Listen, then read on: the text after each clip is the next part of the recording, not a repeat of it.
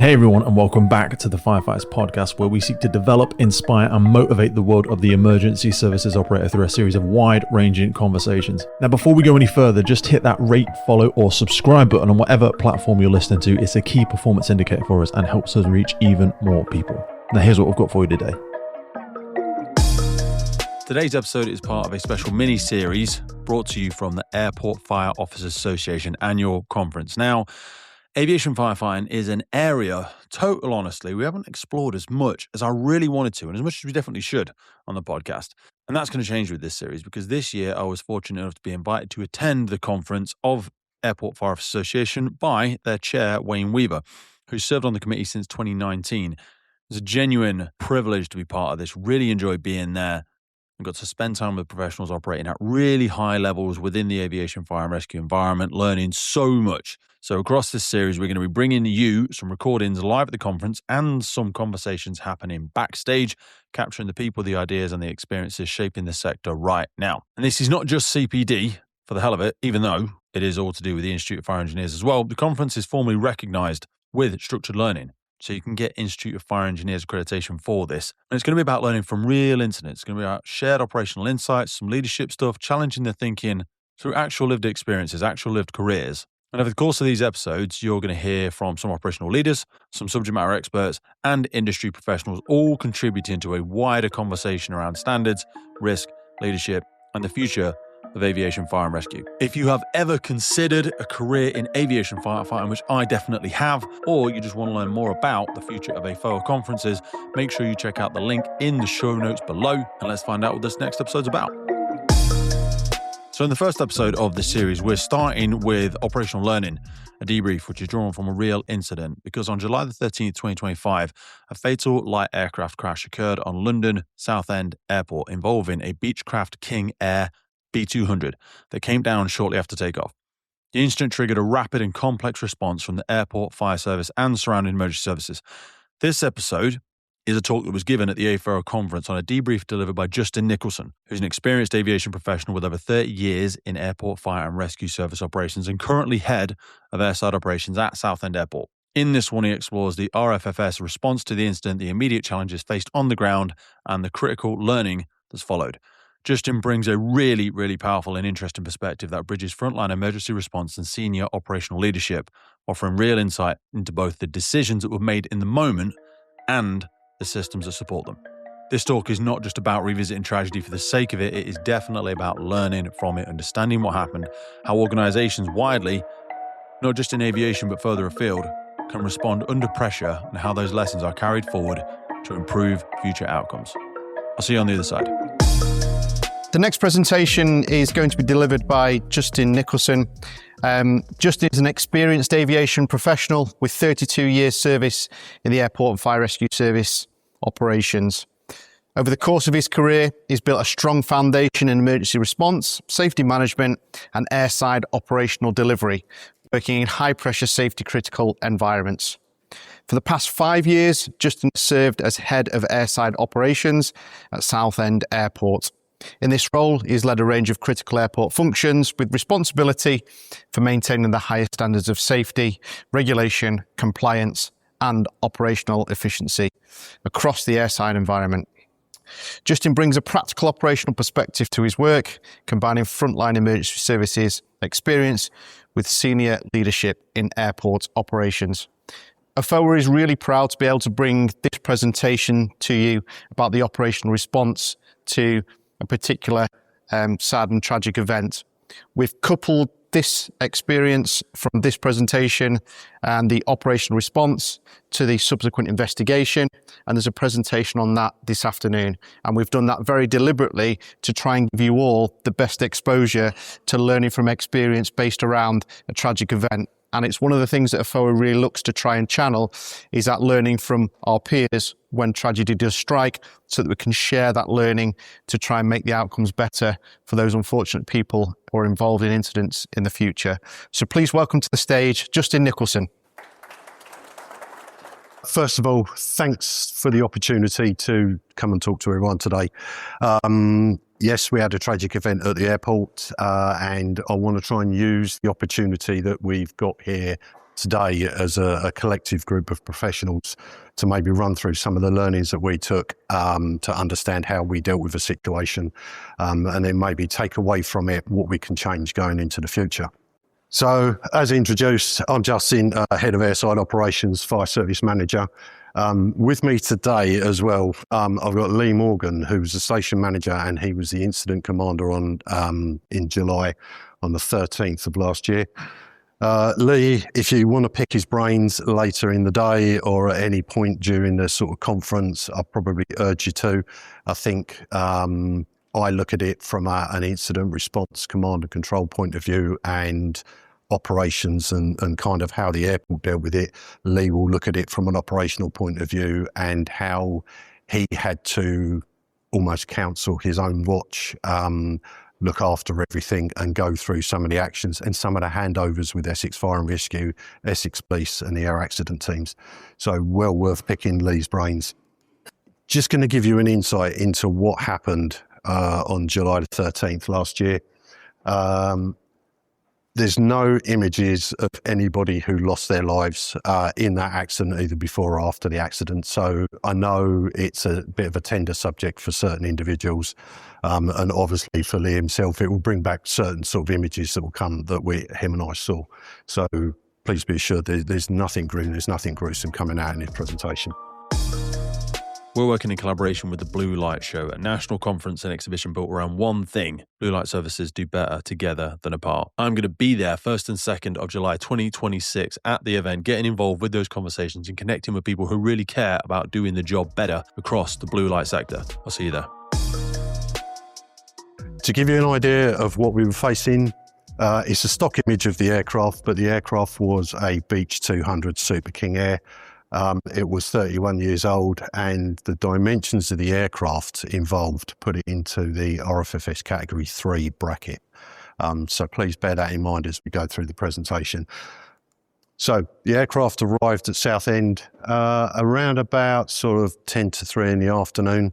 It was doing a repatriation flight from Pula in Croatia. It was bringing in a injured person.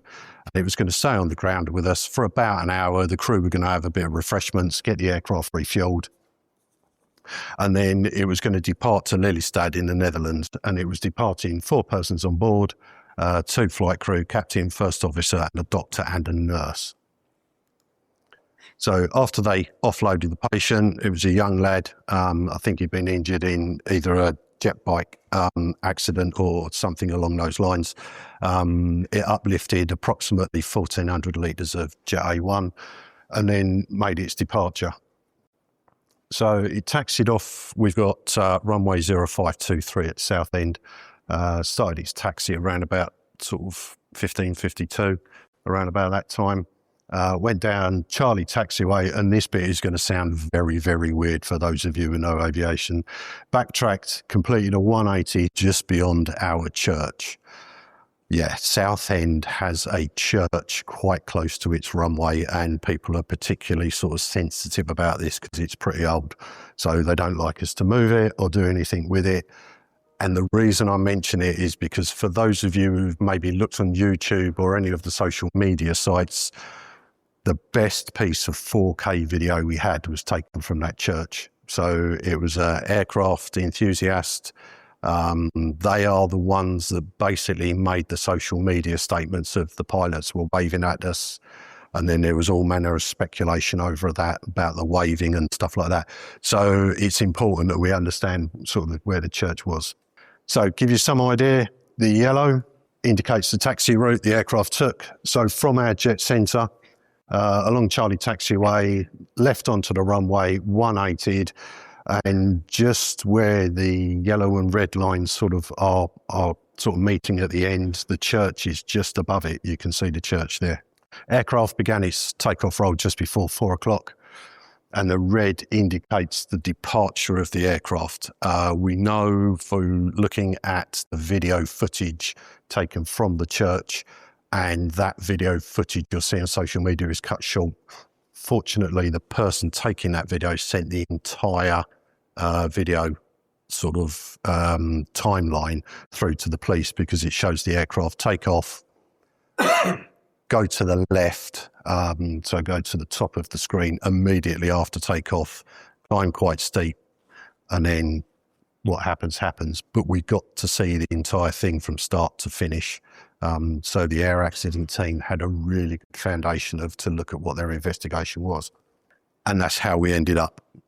So shortly after takeoff, the aircraft entered a sharp left hand and impacted the ground. The image on the left is taken a split second after the aircraft impacted. That's taken from our airport hotel.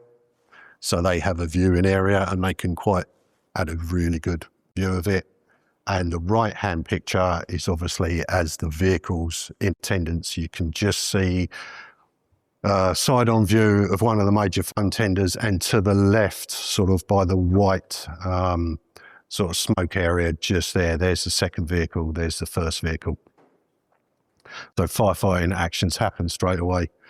The aircraft came to rest about 345 metres from the centre line of the runway and right next to the golf course.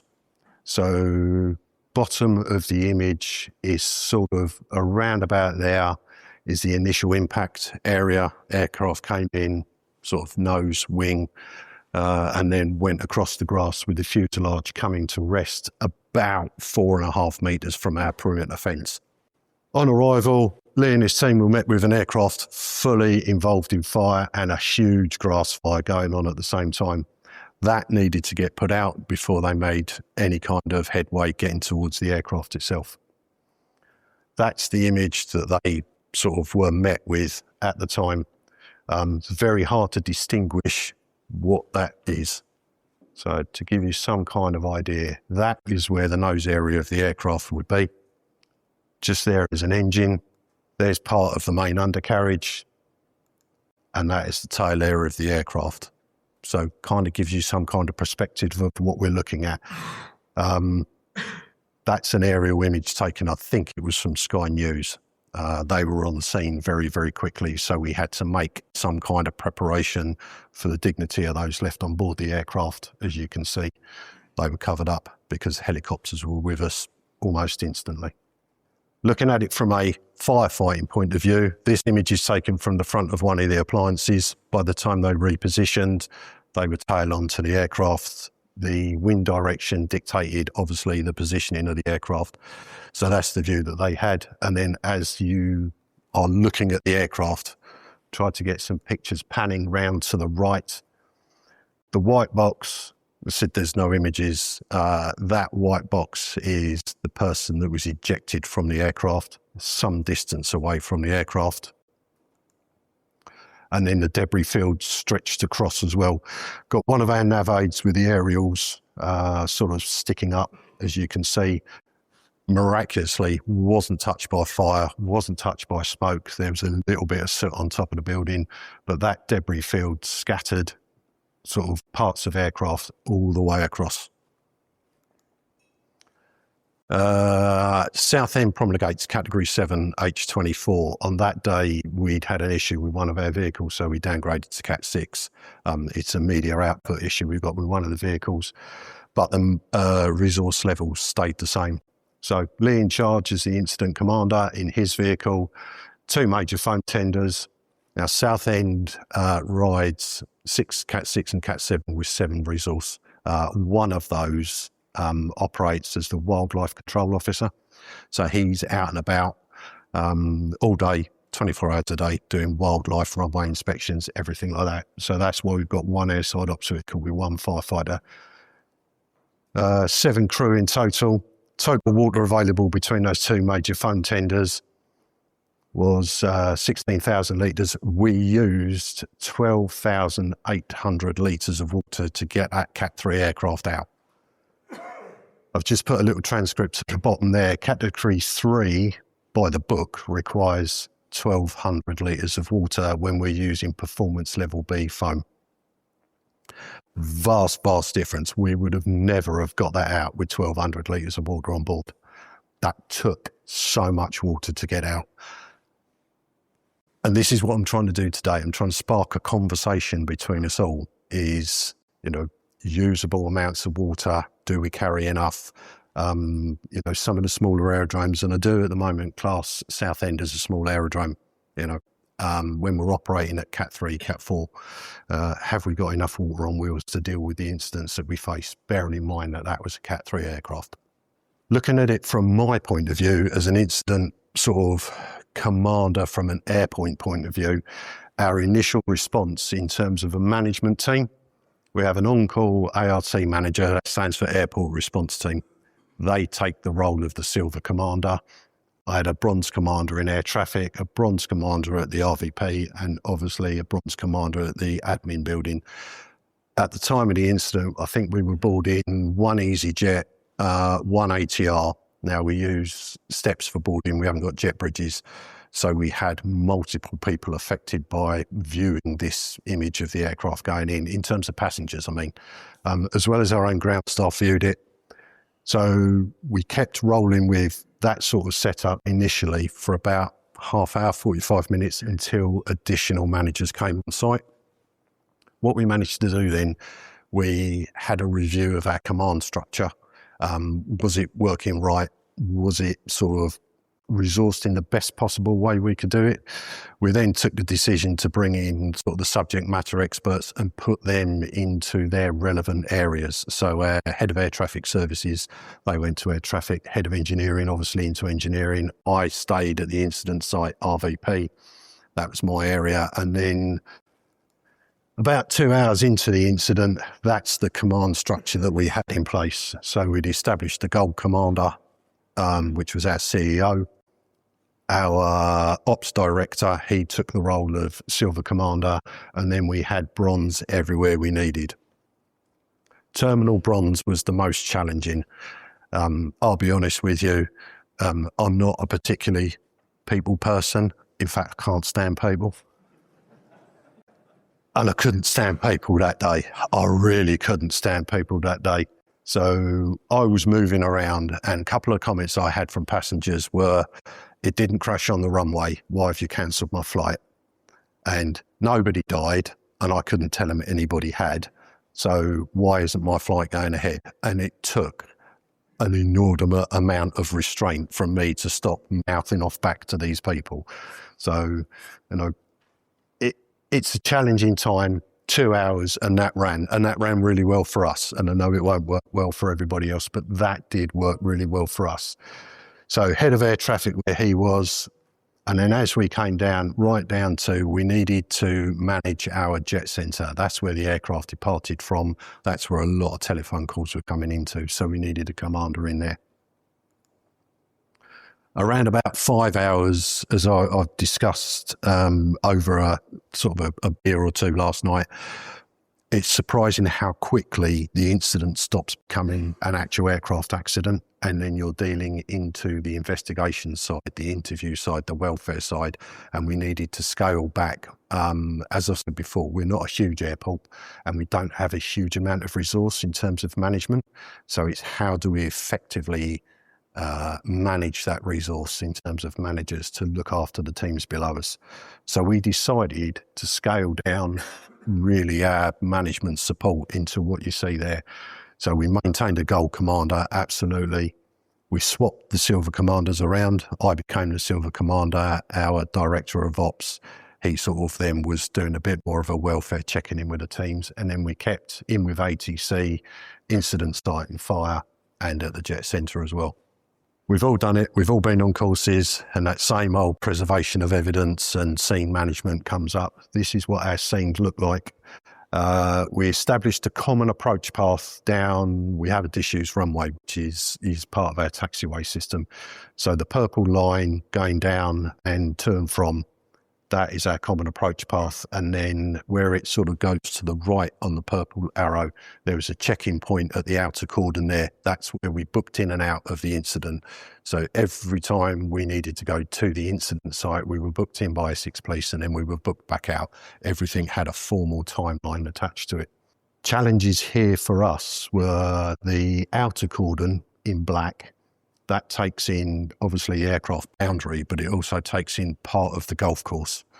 So we were heavily reliant on big resources from Essex Police to maintain the outer cordon within a public golf course. And again, hating people, but everybody wanted to get a picture. Everybody wanted to turn up onto that golf course and claim some justifiable reason for them being there, but all they wanted was a picture. So that was challenging enough. We then brought in inner cordon, and working with Essex Police and the air accident teams, we established that that was kind of the furthest point some wreckage would go. So that was how we established that inner cordon. We were very self-critical as an airport when we looked at the challenges that we were facing. So the grass fire took a lot of extinguishing media. Lee, correct? Took a lot of extinguishing media to get out. Water, we've got no hydrants on that side of the aerodrome. No hydrants whatsoever. So we're really reliant on Essex Fire and Rescue getting to us within a few minutes and plugging in as quickly as we can. We were still producing through each vehicle about 4,500 litres a minute. They were pumping into us about 450 litres a minute. So we had to be very mindful of water levels and how we were using it. Took some real careful consideration by Lee and Lee's team about how they were using it. Location of the casualties, it took us a long time to confirm. And I don't want to go into too much gruesome detail here, but on the initial incident response, we were faced with a huge fire. As that fire was pushed back, the firefighting team located casualty number 1 who'd been ejected from the aircraft. So that was easy to establish. Lee got confirmation via the jet centre to the tower to him that there were 4 persons on board the aircraft. We knew where number 1 was. Fine, no problem. We got to the aircraft and we could establish person 2 and person 3. We couldn't establish where person 4 was. We had no idea. So by the time we'd started to shut the incident down slightly and sort of get a greater feeling of what we were looking at, we came to the conclusion there was a potential that person number 4 had gone over the fence, the same as the other person had come out inside the fence. So then we brought in cadaver dogs, we brought in urban search and rescue, and we started combing through trees, bushes, golf courses, bunkers, you name it, to try and locate person number 4. I want to say probably within about 50 minutes, about 50 minutes to an hour, we then established through closer examination of the aircraft that person number 4 was still on board. And we did that purely through a process, and it sounds very bizarre, of 2 people don't have 5 arms. That's the only way we could work out that casualty number 4 was still on board the aircraft. And it sounds a little bit grim, but that's how basic it came down to it. We couldn't locate them outside, they were still on board. And as I say, it was due to the condition of the fuselage and the proximity of the fuselage to the perimeter fence. That threw in a lot of issues for us.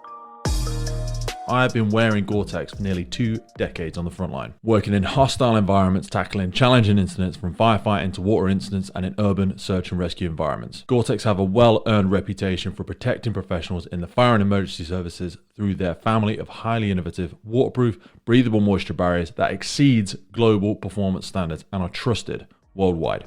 Gore-Tex, going further together. Interestingly enough, the pictures that you saw slightly earlier were taken 20 minutes after the aircraft impacted. That was when I got onto scene as one of the responding managers. There wasn't a stitch of foam left. Every piece of foam had been absorbed into the ground. There was very little post-fire security in there. There was a drop, maybe about a foot square left on the perimeter track, but everything in the grass had gone. It had all dried up. Now, bearing in mind that day, it was around about 28, 29 degrees. It was a beautiful sunny day. There was no wind. The foam just disappeared on us. Yes, it was topped up. Yes, it kept going. Yes, we tried to maintain post-fire security, but it just disappeared on us. As we go through the scenario, we did have to reposition the vehicles to get sort of closer to the fuselage. So naturally, Lee's in charge. And we had a crew manager as well, second in charge.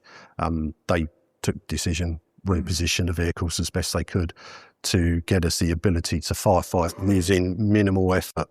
One thing, we all trained to do this job. But again, on a hot day, 29 degrees, lugging 3-4 lengths of 45mm hose is very, very challenging for any of the teams. So, to reposition vehicles to take out some of the physical exertion of firefighting was the decision taken at the time, and absolutely the right decision. I touched on this one quite briefly. Security of the golf course was an absolute nightmare. Absolute nightmare. There is a group of people out there that need to be the first on scene to get a social media post up, and police ended up having rows, arguments. I was stood there with a member of the air accident team, and a golfer was having a row with 2 policemen because he wanted to play golf on that Monday. He needed to play golf. It was his only day off, and we were getting in his way. He wasn't interested about an aircraft crash, loss of life. And this is why I hate people. Tower, interesting one with the tower. So we don't have an Omni crash alarm at Southend. So when a call comes in or an emergency happens, they make the 39 calls. That goes into Essex Fire and Rescue. Essex Fire and Rescue cascade that down to everyone. Essex Fire and Rescue did their job. They cascaded that to everyone. I've listened back to the tapes through air traffic. They were getting multiple calls from multiple police services. Some of them as far as the Midlands. So West Midlands Police phoned Southend Air Traffic and said, did you know you've got a plane crash? We've had it reported that someone's seen it on the news and they're reporting a plane crash. Air Traffic's phone lines were jammed for about half an hour with incoming calls of people telling them what they already knew. Very, very strange set of circumstances. In the end, I think they just pulled the plug on it through our ATE engineers because it was just becoming too much. Command and control worked really well. I can't knock the teams for what they were doing. We all train. I went through my initial course in '89, and all of us train to do this job, probably in the hope that we never have to do it. But the teams did a fantastic job. The initial response from the major foam tenders and Lee was 48 seconds to that scene. Firefighting, really couldn't fault the firefighting efforts. The tactics, techniques used, absolutely superb. We've debriefed it a lot. Could we do anything different? Would we have done anything different? Would we have tacked it in a different way? Would we have positioned differently? No, absolutely not. What happened was superb. I think most of us in the room know that phrase of Jessup. It worked really well. We've evolved it a little bit more, and I'll come on to that in a second. But the Jessup meetings, I can't sort of emphasise enough with everybody in the room the importance of timings of briefings. If you say you're going to have a briefing in half an hour, have that briefing in half an hour. If you are directed to bring some information to that briefing, please bring that information to that briefing. It is absolutely critical, and it works so well on the day. Each of our Jessup meetings were chaired by the incident commander we handed over. So Lee became a tactical advisor. Essex took the lead. They briefed and they did all the Jessup meetings until a senior police officer turned up.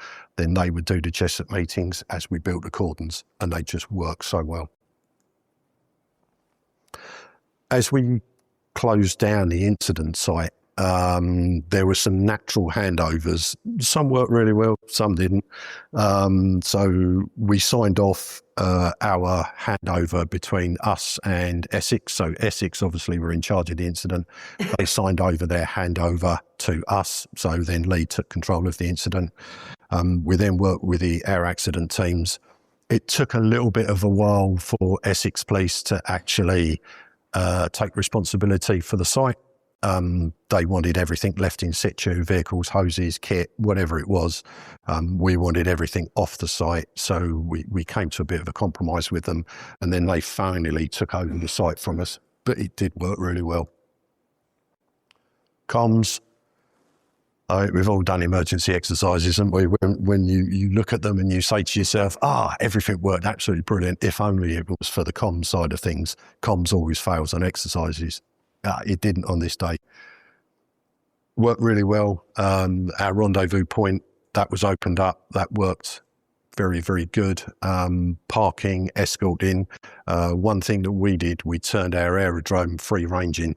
We shut the aerodrome, we shut the airspace, and we turned the aerodrome to free range. We set a route out for the emergency services to and from the incident site, which meant we didn't have to resource the escorting, and that worked so well. Crisis comms plan. Yes, we just effectively handed over all our crisis comms to a third party. They turned around to us and said, this is a statement, who wants to make it? We all took one step back and pushed the policeman forward.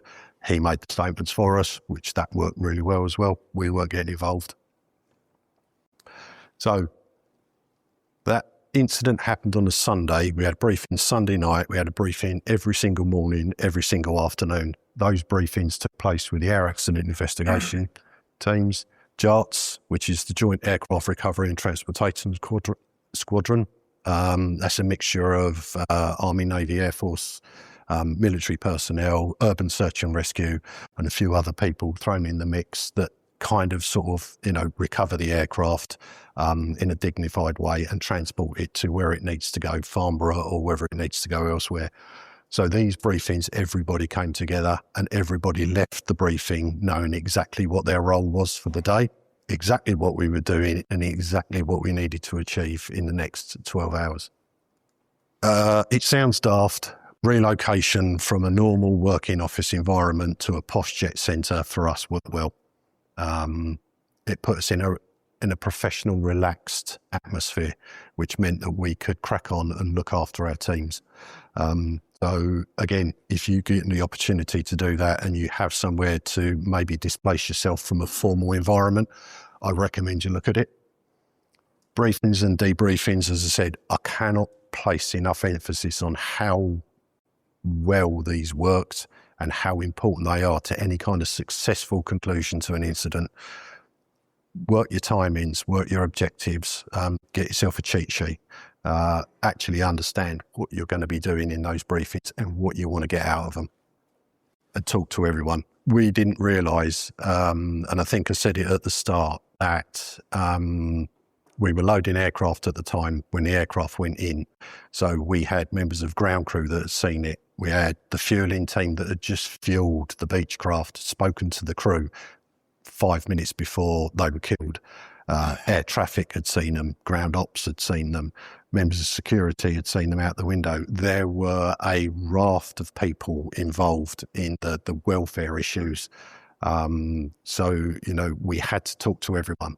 And we made sure we spoke to everyone from the CEO down. We just carried on talking to people, whether they liked it or not, and whether I liked them or not. And I don't like a lot of people, but I did talk to them. And that was important.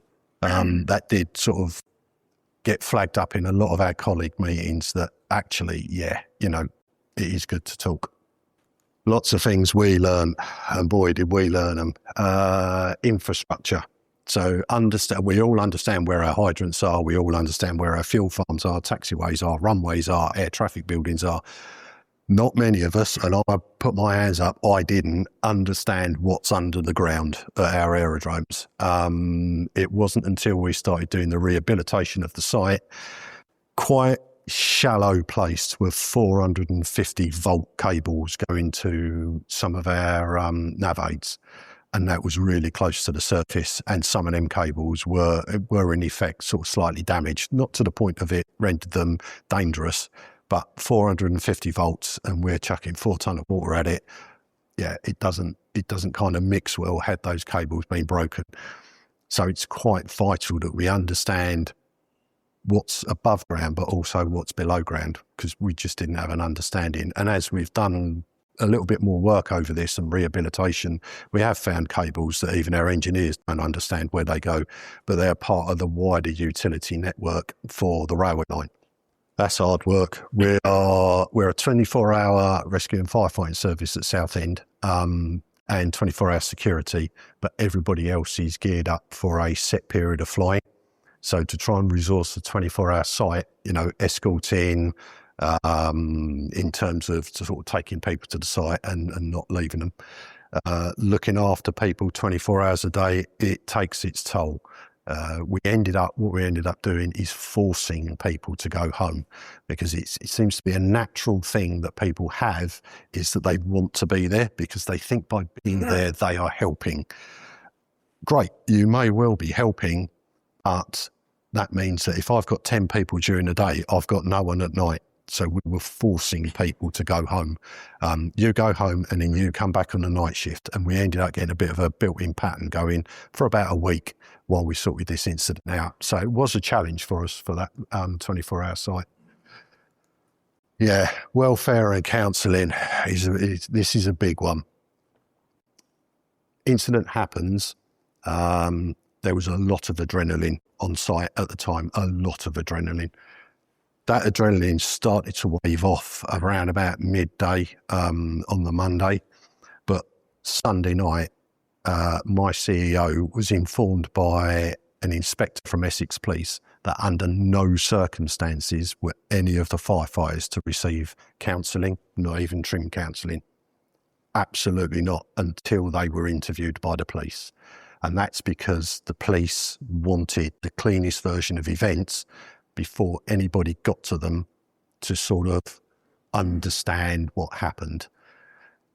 It caused a huge row.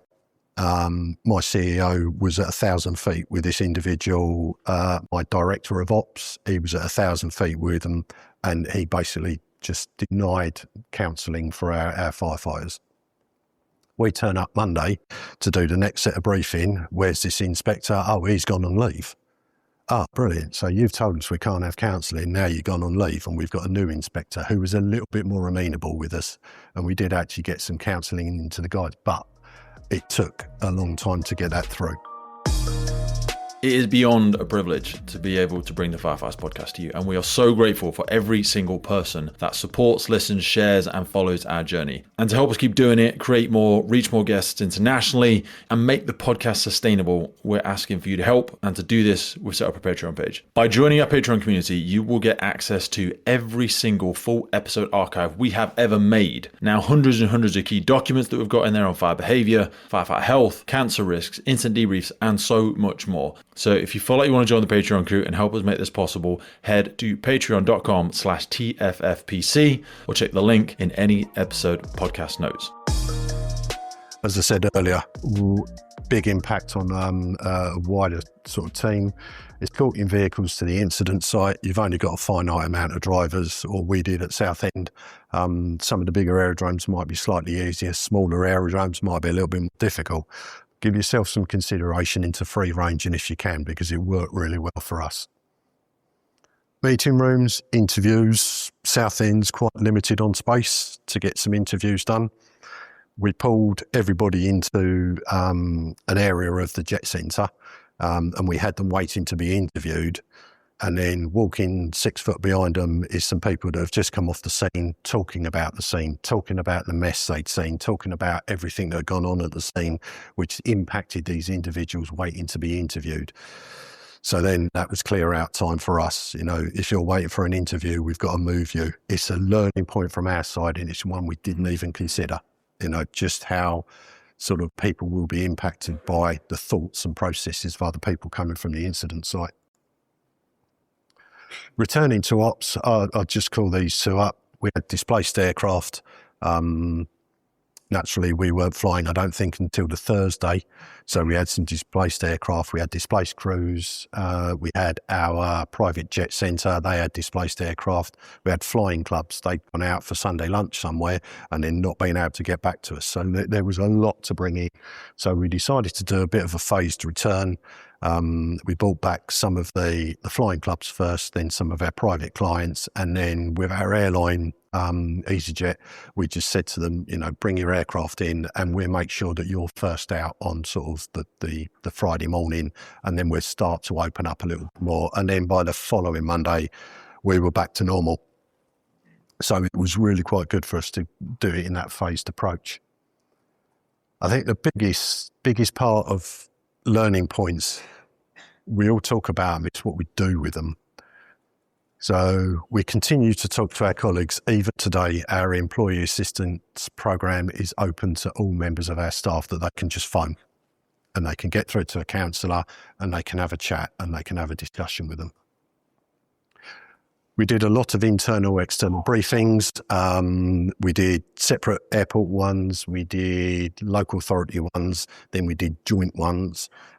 Learnings came out of them, absolutely. Because the foam disappeared quite quick, was there a problem with the foam? We didn't know. We water to water calibrate at Southend, probably like many aerodromes do. So we sent our appliance foam away for testing, and our spare foam, our reserve foam, that went away for testing as well. All the foam came back. It was within manufacturer's specifications, so we knew we didn't have a problem with the foam, but we needed to satisfy ourselves that that was done. Reviewed the emergency orders. As we discussed Jessup earlier, our air traffic control team really didn't understand what Jessup was. Lee's passing messages in the form of a methane message, for those of you who are operating Jessup and know it, and the tower are like that. So we've developed that more into our emergency orders, so they know to expect a methane message coming through from the incident commander. They have a methane format in the tower that when they speak to now the control centre for Essex Fire, they will pass the message in that format, because Essex Fire know to receive it in that format. Then they're not asking all the questions, because the questions are answered in that methane message. We tried it a few times and it works, and it works quite well. Operational risk registers, yes, it's natural to do it after any kind of incident. We did the operational risk register review. Reviewed our TRA as well. Not that anything was particularly going to change in our TRA, but was it as good as it could be? Did it capture everything we needed to do? I think Neil alluded to this earlier. You know, when we're reviewing TRAs and stuff like that, it's important that actually everybody from our newest firefighter to our most experienced station manager is involved in this, because everybody has a say. Excuse me. So yeah, we did a review of that. Reviewed our water needs analysis. Yeah, we run really close to running out of water. We were really tight. So how are we going to get over that? It's hundreds of thousands of pounds worth of investment by the airport to put a hydrant ring main over there. So how do we go about doing this? Got to be honest, we haven't solved that one yet. We're still working on it. Do we need a water tanker? Do we need water pillows? Do we need another EWS? All of these things got to be factored in, but they all come with a cost attached to them. But while this is fresh in our minds, it's the time to get this kind of thing done. And then we've table-topped everything. We went through at the back end of March. Although we could have quite rightly applied to our regulator and said we would like to use the July 2025 crash as a full test of our emergency plan. And talking with my inspector, he was like, yeah, absolutely, you can apply for that if you'd like to. You just need to test another little bit, which is the Survivor Reception Centre. We decided to take all the learnings that we took from the incident and test them all again. Did they work? We tested them all in isolation, but now was the time to test it in one big hit, which we did. And again, we still found learnings coming out of this.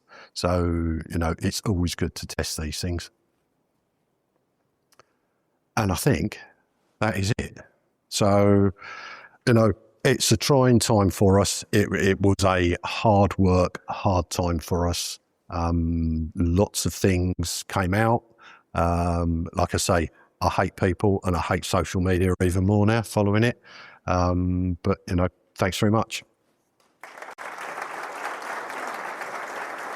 Justin, we'll sit down. Thank you, Justin, for the presentation. We do have some questions already, but just whilst we sit and review those. You're amongst peers. It's obviously a challenging environment to come into this this auditorium and speak so candidly and so transparently.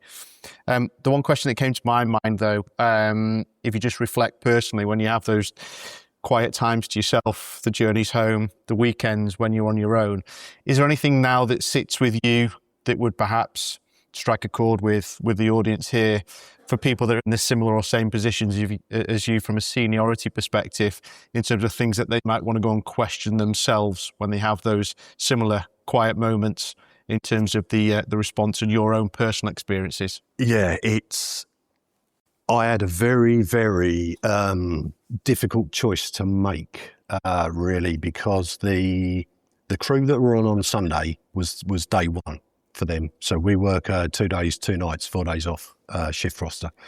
So they were on day one on the Sunday. What did I do with them on the Monday? That was the big question. I had 7 individuals, right from the newest firefighter who'd only been in the job around about, I want to say, 4 months, through to some very experienced firefighters.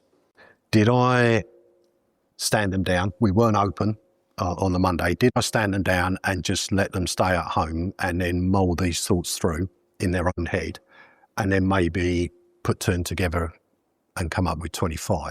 Or did I bring them in so they could all share some kind of decompression together? Very difficult situation. You flick through the book, don't you? And it's not in the book, so I can't find an answer for this. So I brought them in, and I'll stick by that. A couple of people have criticised it, but I stick by that decision to bring them in so they could have the highs and also the lows together. So the piece of advice I'd give anyone is that the worst thing you can do is not make a decision. If you make a decision and it turns out not to be the right decision, at least you made a decision. Don't allow things to drift.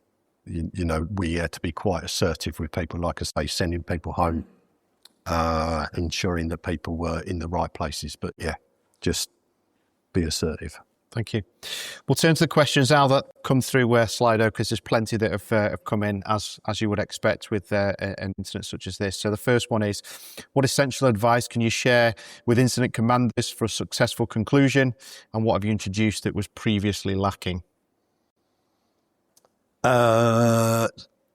In terms of sharing advice for successful conclusion, I think it's work and understand how your own local authorities work. There's always been a bit of a divide sometimes, I think, traditionally between airports and local authorities. And we have a very, very close working relationship with Essex Fire and Rescue.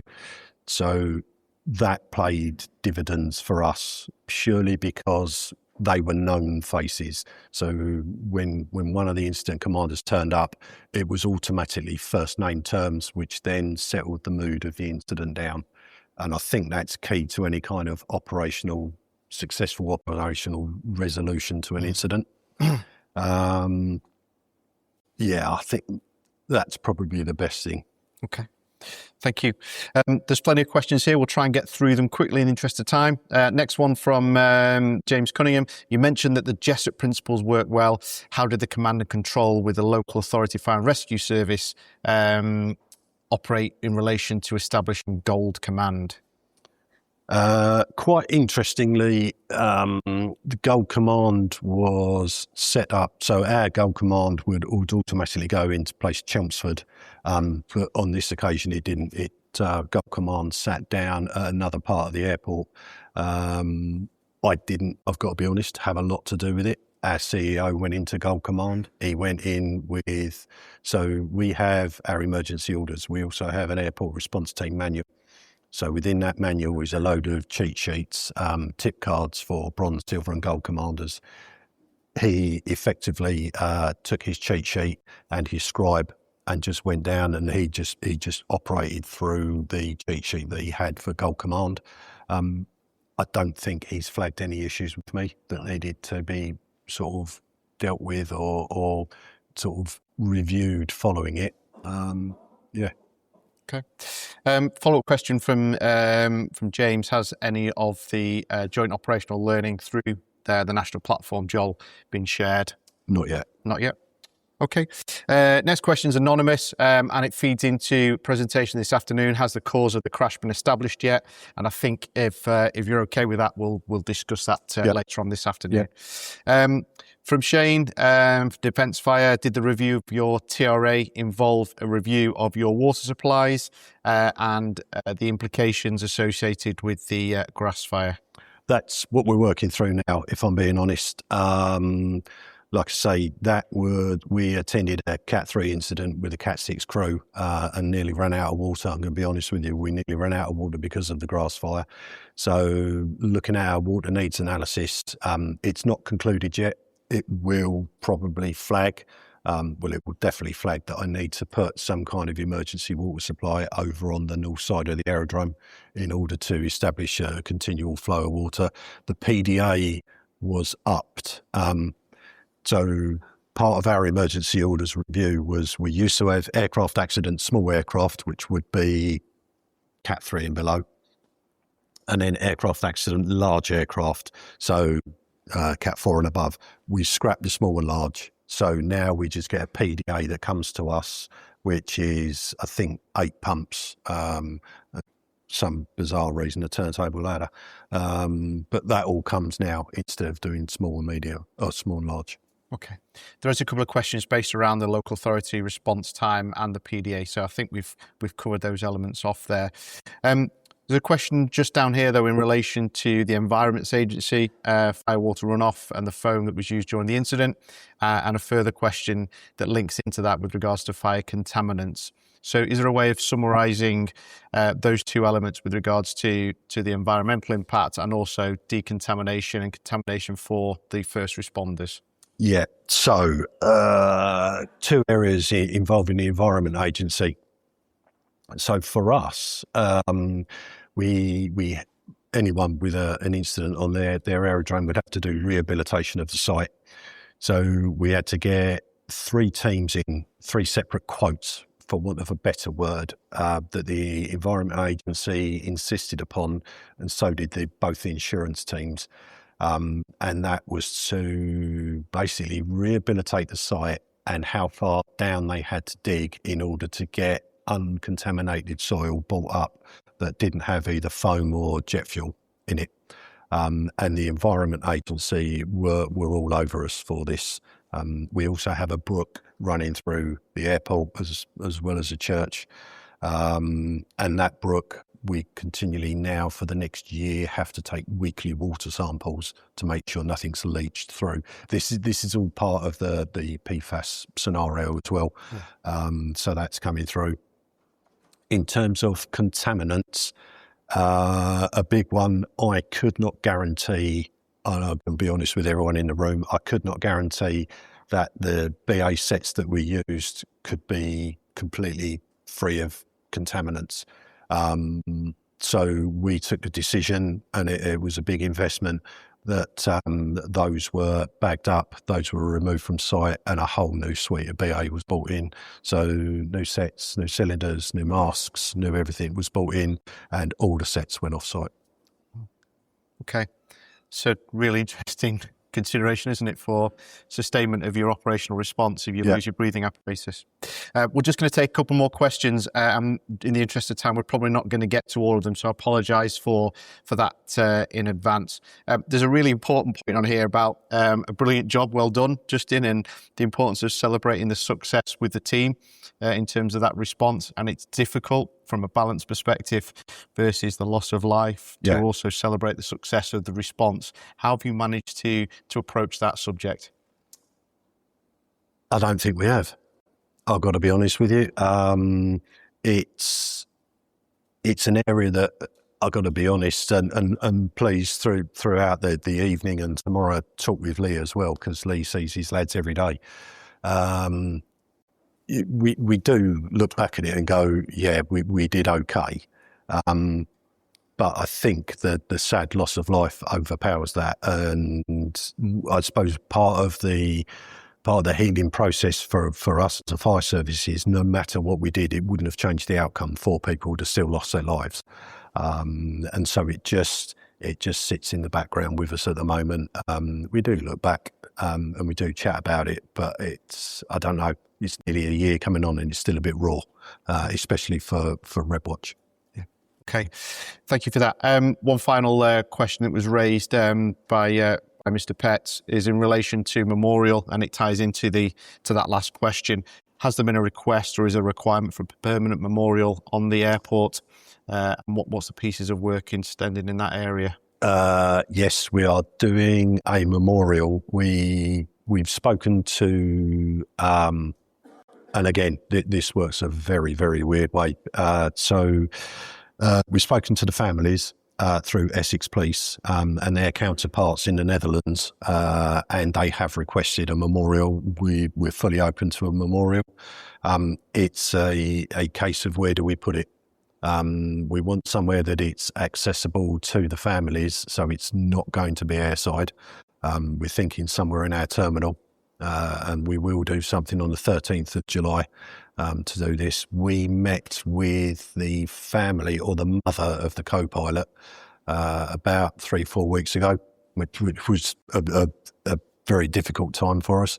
And I think she had the foresight to almost apologise to the airport for it happening. She took away her grief and was like, I'm really sorry this happened. And, that helped us. I don't want anybody really sort of to go through this. It was, difficult times. Thank you. I think we'll draw the questions to a close there.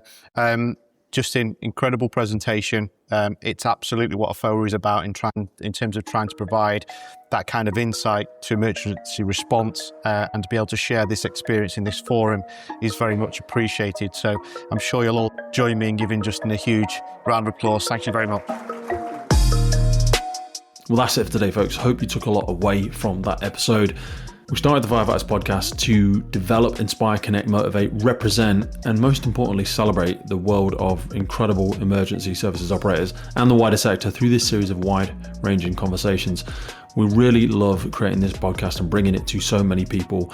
Did you know you can also find these on YouTube? We do a lot of video podcasts now. You can head over to our YouTube page and follow, subscribe there. And as a final ask from us, whatever platform you're on, please rate the podcast. It really helps us as a key performance indicator to reach more and more people. I've been your host, Pete Wakefield. This has been the Firefighters Podcast. And wherever you are in the world, please stay safe, be happy, and where possible, please remember and support your firefighters and first responders. I'll see you next time.